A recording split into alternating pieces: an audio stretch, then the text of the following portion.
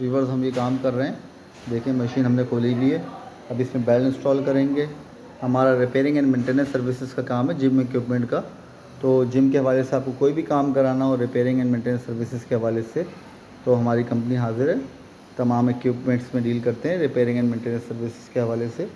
तो आपको कोई भी काम कराना हो तो अब हमारी कंपनी हाज़िर है। इंशाअल्लाह ताला आपकी फ़र्स्ट कॉल पे काम हो जाएगा।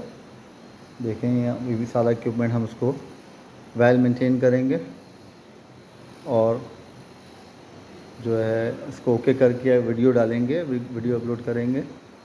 देख लें आप, ये जिम में हम मेंटेनेंस करने आए हैं।